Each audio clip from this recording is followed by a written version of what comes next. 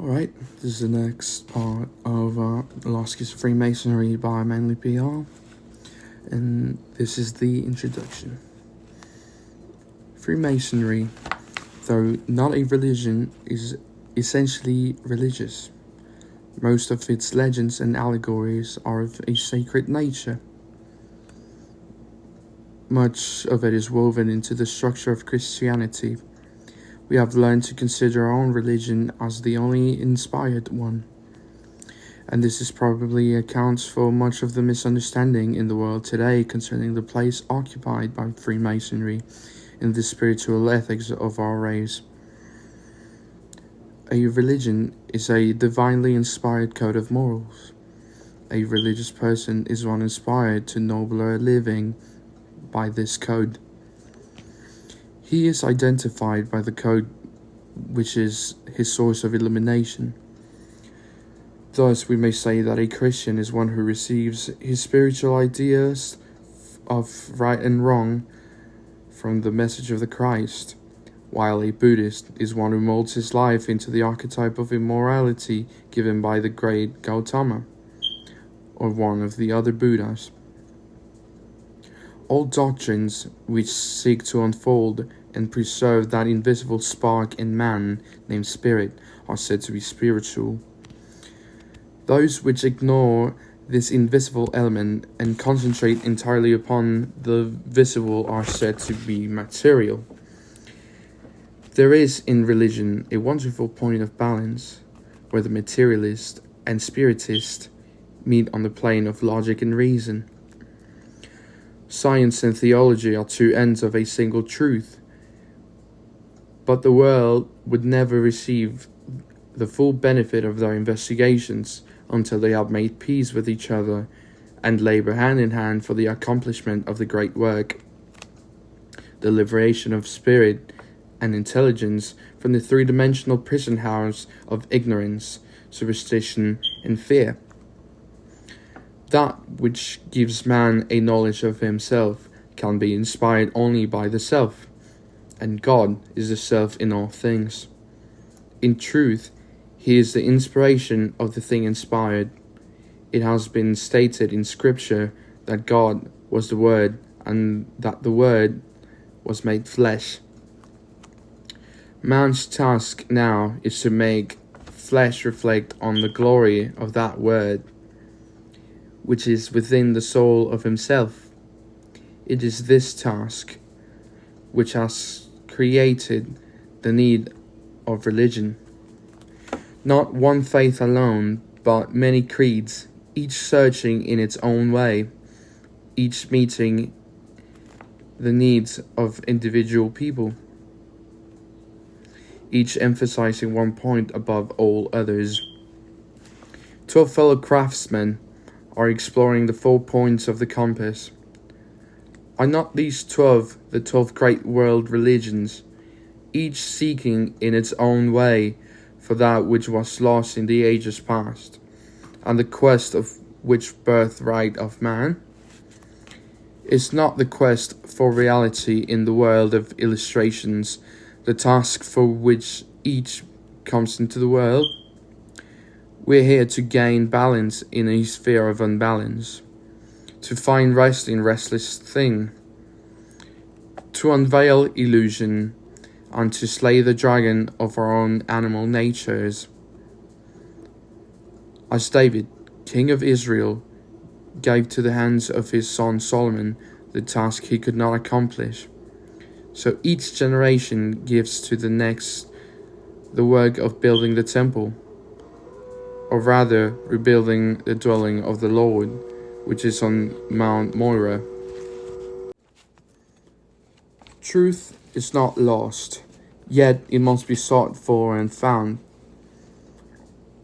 Reality is ever-present, dimensionless, yet all-prevailing.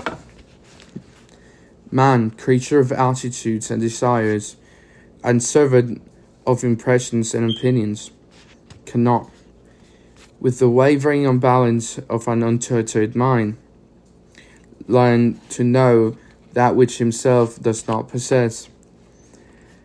As man attains a quality, He discovers the quality and recognizes about him the thing newborn within himself.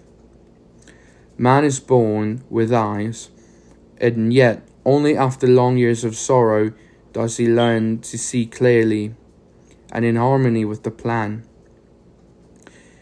He is born with senses, but only after long experience and fruitless strivings does he bring these senses to the temple and lays them off as offerings upon the altar of the Great Father, who alone does all things well and with understanding. Man is, in truth, born in the sin of ignorance, but with a capacity for understanding. He has a mind capable of wisdom, a heart capable of feeling, and a hand strong for the great work in life, turning the rough ashlar into the perfect stone. What more can any creature ask than the opportunity to prove the thing he is, the dream that inspires him, the vision that leads him on? We have no right to ask for wisdom. In whose name do we beg for understanding? By what authority do we demand happiness? None of these things is the birthright of any creature, yet all may have them, if they will cultivate within themselves the thing that they desire. There is no need for asking, nor does any deity bow down to give man these things that he desires. Man is giving by nature a gift, and that gift is the privilege of labor. Through labor he learns all things. Religions are groups of people gathered together in the labor of learning. The world is a school. We are here to learn, and our presence here proves that our need for instruction. Every living creature is struggling to break the strangling bonds of limitation, that pressing narrowness which inhabits vision and leaves the life without an ideal. Every soul is engaged in a great work, the labor of personal liberation from the state of ignorance. The world is a great prison. Its bars are the unknown, and each is a prisoner until, at last, he earns the right to tear these bars from their mouldering sockets and pass, illuminated and inspired, into the darkness which becomes lightened by that presence.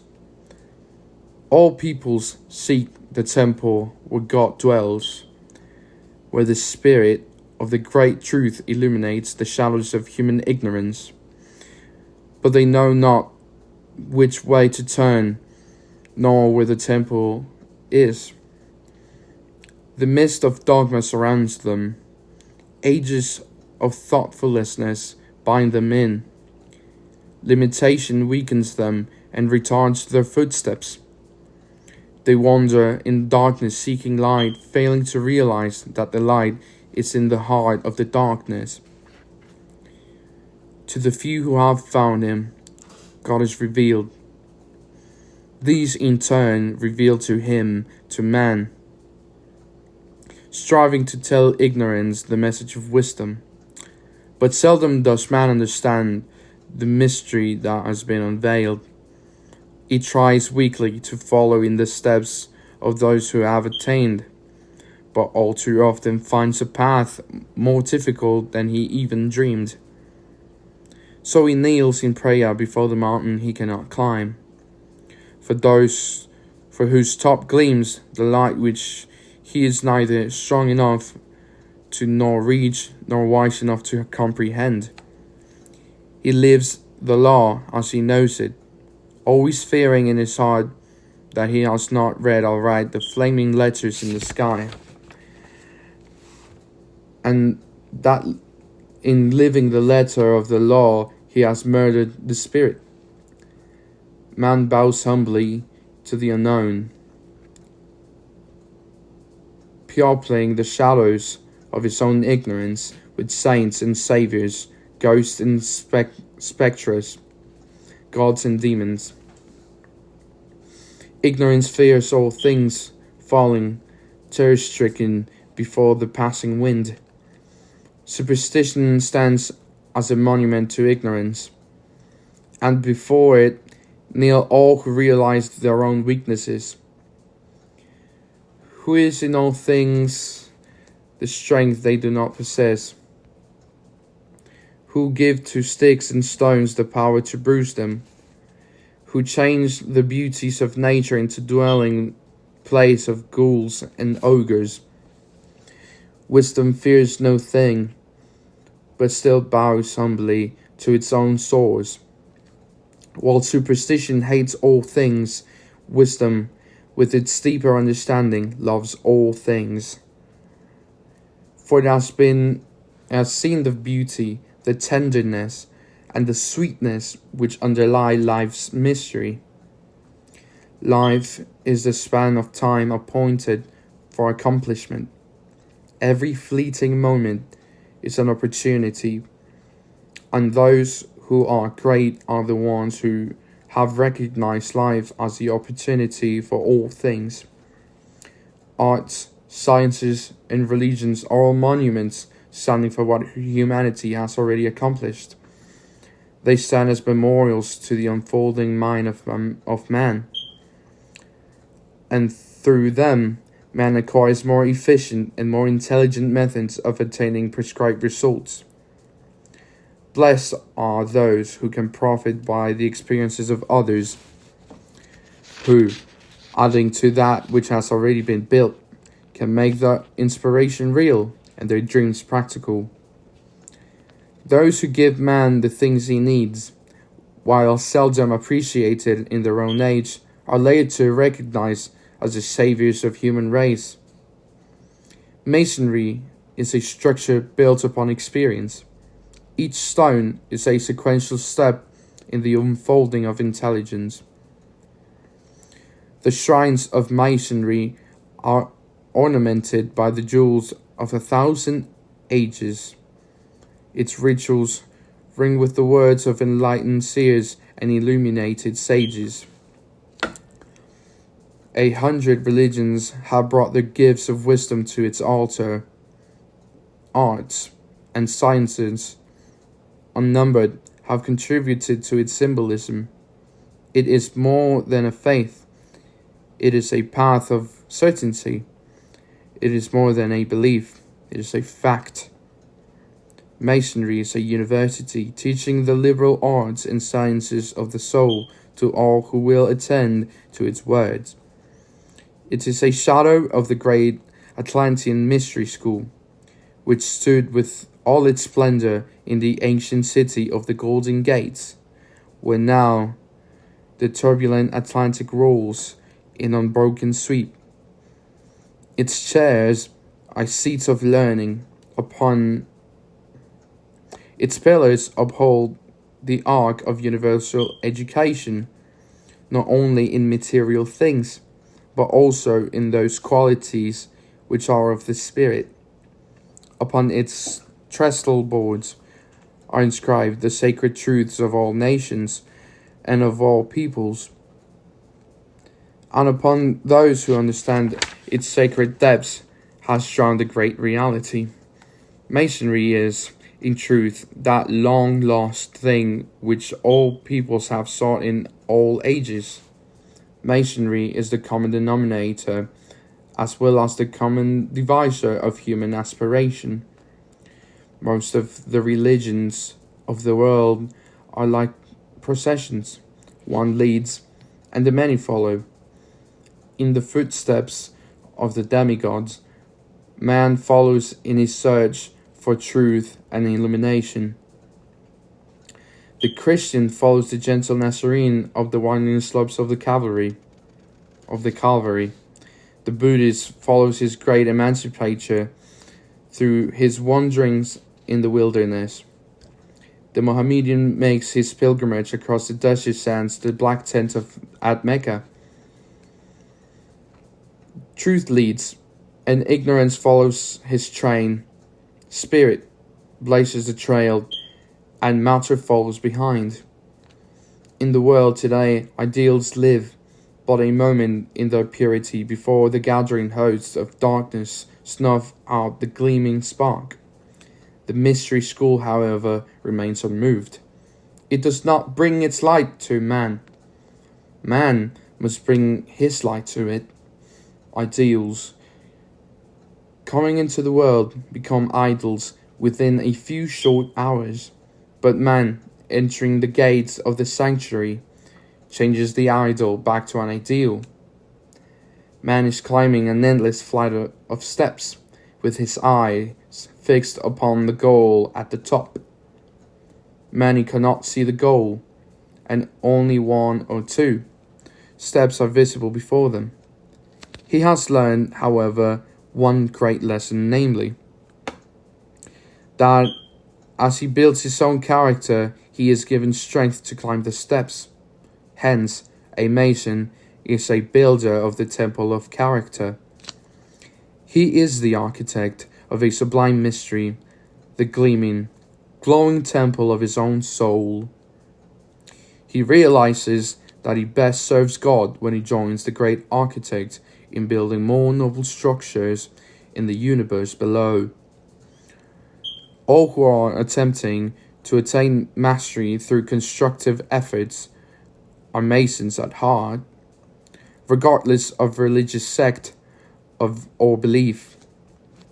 A mason is not necessarily a member of a lodge. In a broad sense, he is any person who daily tries to live in the Masonic life and to serve intelligently the needs of the great architect. The Masonic brother pledges himself to assist all other temple builders in whatever extremity of life, and in so doing he pledges himself to every living thing, for they are all temple builders, building more noble structures to the glory of the universal God.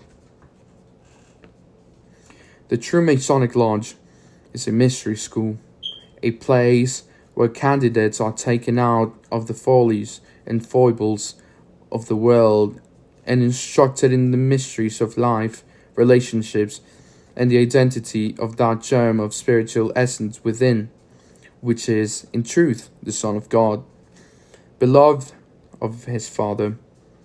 The Mason views life seriously, realizing that every wasted moment is a lost opportunity and that omnipotence is gained only through earnestness and endeavor.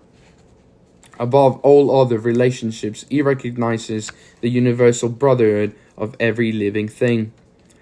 The symbol of the clasped hands, explained in the lodge, reflects his attitude towards all the world, and he is the comrade of all created things.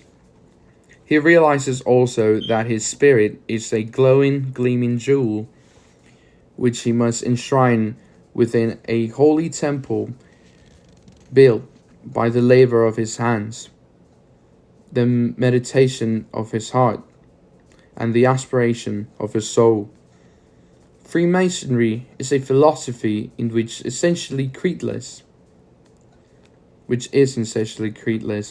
It is the truer for it. Its brothers bow to truth regardless of the bearer. They serve light instead of wrangling over the one who brings it. In this way, they prove that they are seeking to know better the will and the dictates of the invisible one. No truer religion exists than that of the world, comradeship and brotherhood, for the pursuit of glorifying one God and building for him a temple of constructive attitude and noble character.